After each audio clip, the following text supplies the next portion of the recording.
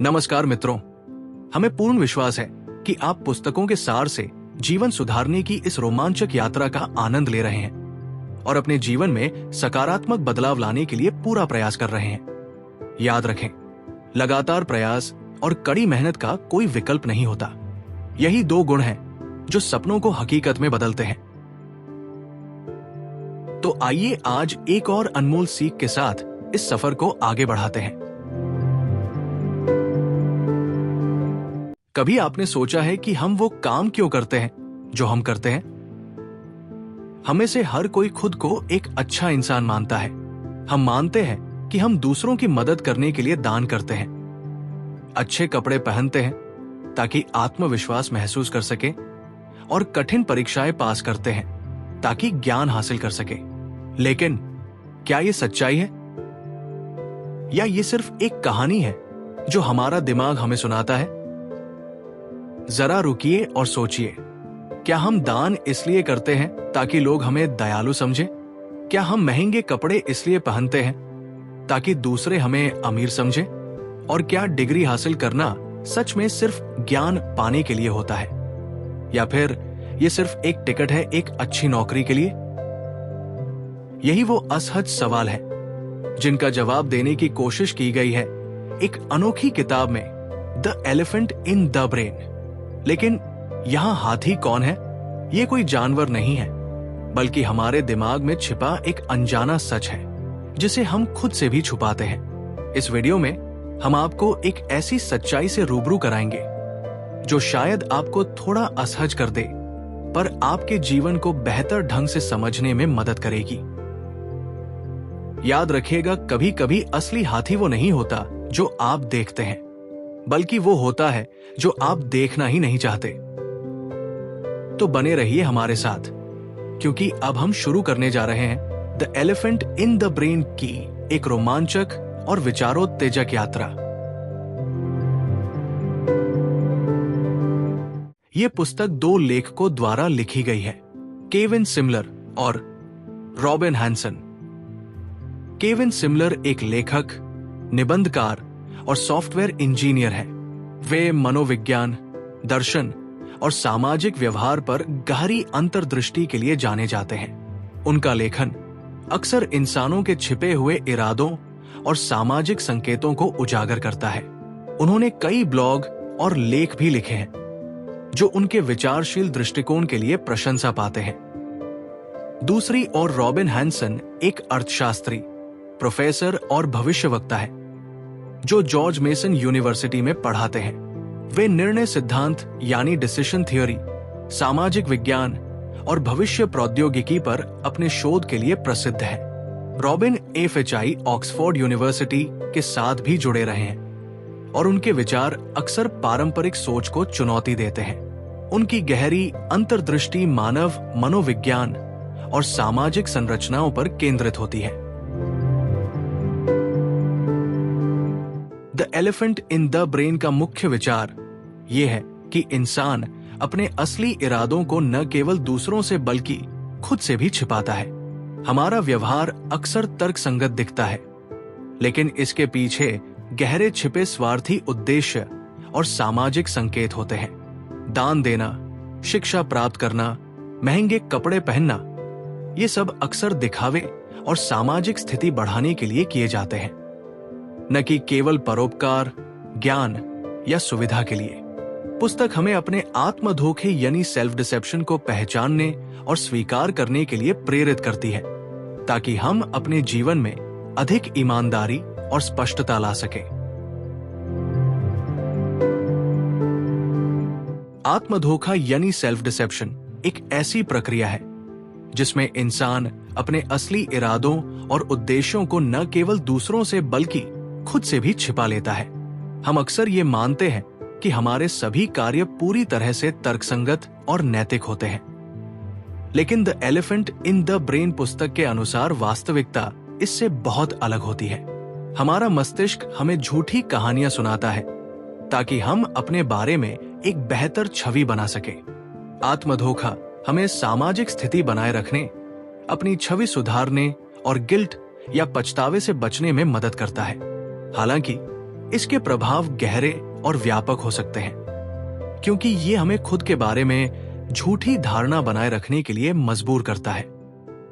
आत्मधोखे के कई कारण हैं, जिनमें सबसे महत्वपूर्ण है सामाजिक स्वीकृति। हर इंसान चाहता है कि उसे एक अच्छा, दयालु और नैतिक व्यक्ति के रूप में देखा जाए। अगर हम अपने असली इरादों को दुनिया के सामने रख दें, तो लोग हमें स्वार्थी, लालची या दिखावटी समझ सकते हैं। यही वजह है कि हम खुद को भी इस बात का यकीन दिलाते हैं कि हमारा हर काम नेक इरादों से प्रेरित है। उदाहरण के लिए, जब हम किसी चैरिटी में दान देते हैं, तो हम खुद को यह विश्वास दिलाते हैं कि हम दूसरों की मदद कर रहे हैं। लेकिन गहराई से देखा जाए तो ये काम अक्सर इस इच्छा से प्रेरित होता है कि लोग हमें दयालु और उदार व्यक्ति के रूप में देखें। दूसरा बड़ा कारण है प्रतिष्ठा और छवि बनाए रखना। इंसान की छवि और उसकी सामाजिक प्रतिष्ठा का उसके मानसिक स्वास्थ्य और सामाजिक संबंधों पर गहरा प्रभाव पड़ता है। समाज में अच्छा व्यक्ति कहलाना और दूसरों का सम्मान पाना हर इंसान की स्वाभाविक इच्छा होती है। इस कारण लोग अपने वास्तविक उद्देश्यों को छिपाकर खुद को अधिक नैतिक और जिम्मेदार दिखाने की कोशिश करते हैं। उदाहरण के लिए, महंगे कपड़े पहनने का सामान्य बहाना होता है कि वे आरामदायक और टिकाऊ है, लेकिन असलियत में लोग महंगे कपड़े इसलिए पहनते हैं ताकि वे अमीर, स्टाइलिश और उच्च वर्ग के व्यक्ति के रूप में पहचाने जा सके। यही आत्मधोखे का एक और स्पष्ट उदाहरण है। तीसरा कारण है मनोवैज्ञानिक शांति और आत्मसंरक्षण। हमारे वास्तविक उद्देश्यों का सामना करना अक्सर असहज और दर्दनाक हो सकता है। कोई व्यक्ति ये स्वीकार करना नहीं चाहता कि उसने महंगे कपड़े दूसरों को प्रभावित करने के लिए खरीदे हैं, या परीक्षा में पास होने का असली मकसद नौकरी पाना था, न कि ज्ञान प्राप्त करना। ऐसे में हमारा मस्तिष्क हमारे मानसिक आराम को बनाए रखने के लिए हमें एक झूठी कहानी सुनाता है। इससे हम अपनी पहचान को सुरक्षित रखते हैं और गिल्ट और आत्मसंकोच से बचते हैं। हमारे रोजमर्रा के जीवन में आत्मधोखे के कई उदाहरण देखने को मिलते हैं। जब कोई व्यक्ति फिटनेस के लिए महंगी जिम सदस्यता लेता है, तो उसका वास्तविक उद्देश्य शायद फिट रहने से ज्यादा लोगों को ये दिखाना हो सकता है कि वो हेल्थ कॉन्शियस है। दान करने के मामले में भी आत्मधोखे की भूमिका स्पष्ट रूप से देखी जा सकती है।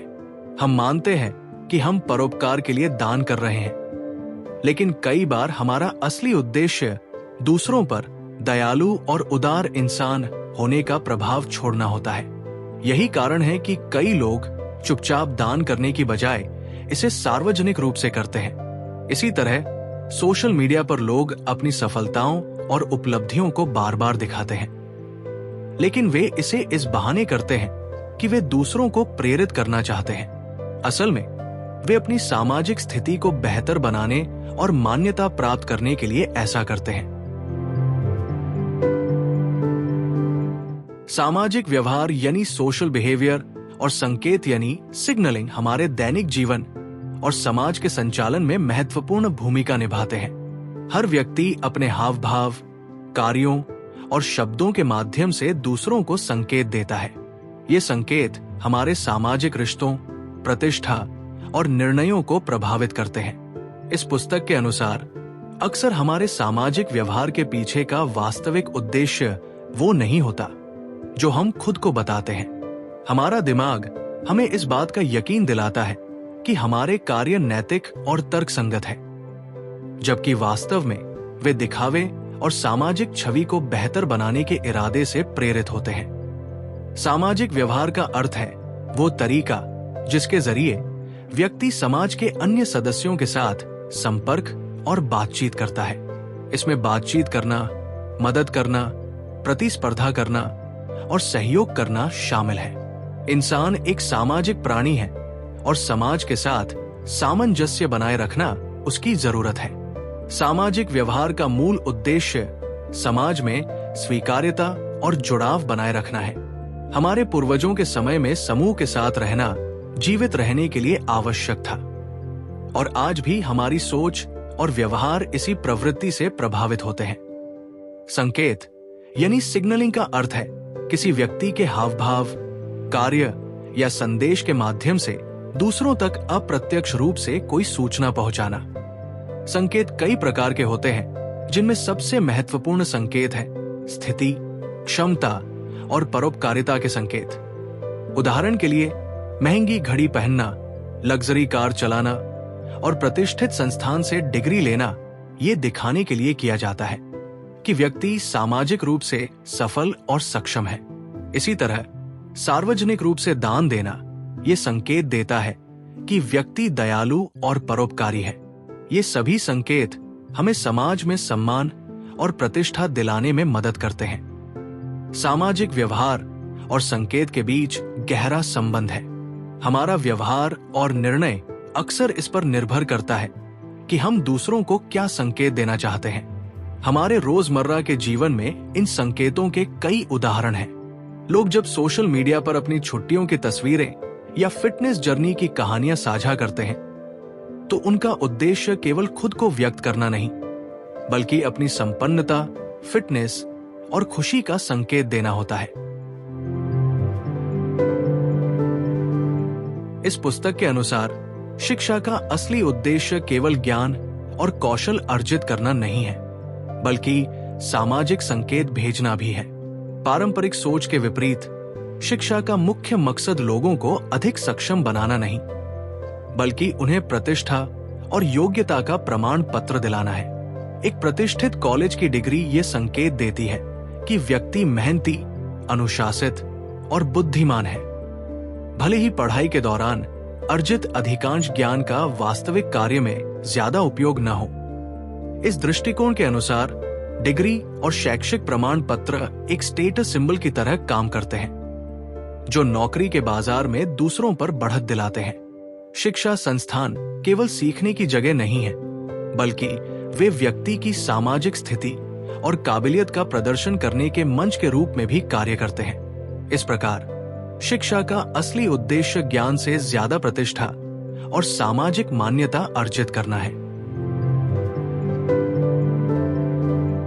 The elephant in the brain के अनुसार सामाजिक संस्थान केवल अपने घोषित उद्देश्यों को पूरा करने के लिए नहीं होते, बल्कि उनका एक छिपा हुआ उद्देश्य भी होता है। स्कूल, कॉलेज, धार्मिक संस्थान, अस्पताल और यहां तक कि सरकार जैसे संस्थान अपने आधिकारिक उद्देश्यों यानी शिक्षा, स्वास्थ्य और कल्याण के अलावा सामाजिक संकेत और प्रतिष्ठा को बनाए रखने का माध्यम बन जाते हैं। उदाहरण के लिए, स्कूल और विश्वविद्यालय शिक्षा प्रदान करने का दावा करते हैं, लेकिन इनका असली उद्देश्य लोगों को डिग्री और योग्यता का प्रमाण देना है, ताकि वे समाज में अपनी प्रतिष्ठा और क्षमता को साबित कर सके।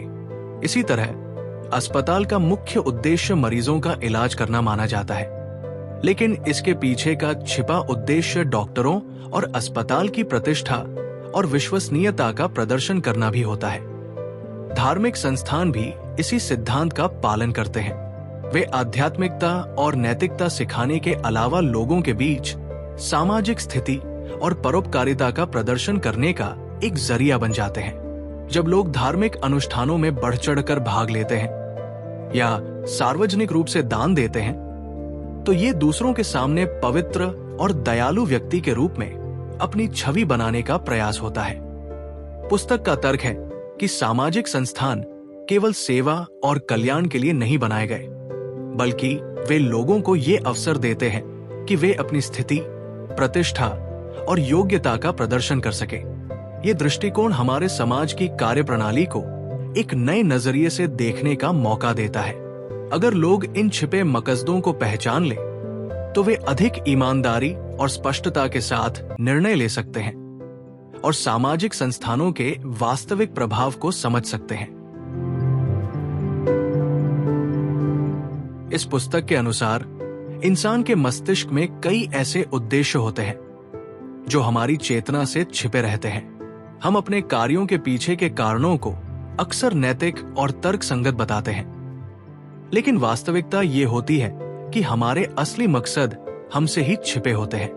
ये आत्मधोखे यानी सेल्फ डिसेप्शन का एक अनूठा उदाहरण है, जहां हमारा मस्तिष्क हमारे ही इरादों को छुपा लेता है ताकि हम खुद को ईमानदार और नैतिक महसूस कर सके।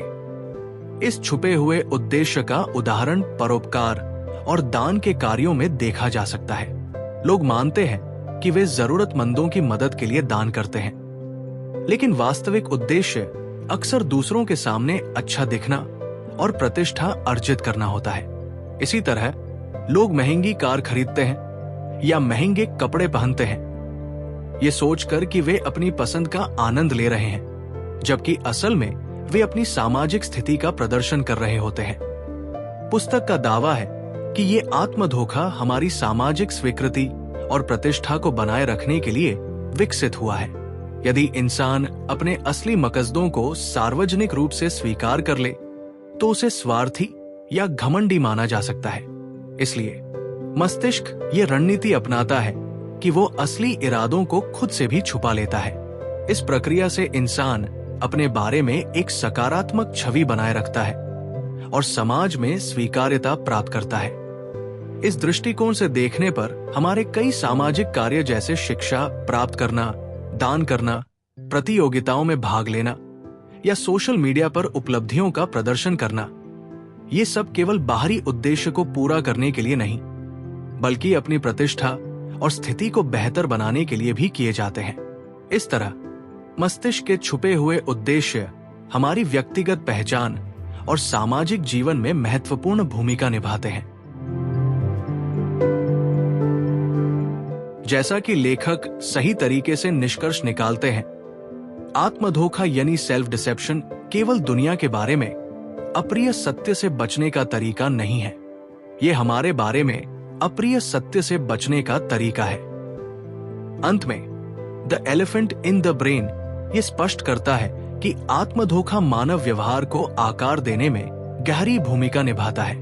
पुस्तक का तर्क है कि हमारे कई कार्य, विचार और निर्णय अक्सर अवचेतन कारणों से प्रेरित होते हैं, जिन्हें हम पूरी तरह से समझते नहीं हैं, और ये मुख्य रूप से हमारी सामाजिक स्थिति, प्रतिष्ठा या छिपी हुई इच्छाओं को पूरा करने के लिए होते हैं, जबकि हम ये मानते हैं कि हमारे कार्य उच्च आदर्शों से प्रेरित होते हैं। सत्य ये है कि हम अक्सर अपने आप को न केवल दूसरों के लिए बल्कि अपनी सकारात्मक छवि बनाए रखने के लिए भी धोखा दे रहे होते हैं। आत्म जागरूकता यानी सेल्फ अवेयरनेस प्राप्त करना इन छिपे हुए उद्देश्यों को उजागर करने में महत्वपूर्ण है, जिससे हम अपनी वास्तविक इच्छाओं को समझ सकें और अधिक प्रामाणिक जीवन जी सकें। अगर हम ऐसा कर पाते हैं तो हम अपने जीवन को और अधिक ईमानदारी और समझदारी के साथ जी सकते हैं। असली सफलता तब मिलती है जब इंसान खुद से ईमानदार हो और अपने हाथी को देखने की हिम्मत जुटा सके। हमें विश्वास है कि हमारा ये प्रयास और प्रस्तुति आपको अच्छी और प्रेरणादायी लगी। अगर आप किसी पुस्तक का सारांश सुनना और समझना चाहते हैं या फिर कोई सुझाव देना चाहते हैं तो अवश्य कमेंट करें। इस वीडियो को लाइक और चैनल को सब्सक्राइब कर आप हमारा उत्साहवर्धन भी कर सकते हैं। धन्यवाद।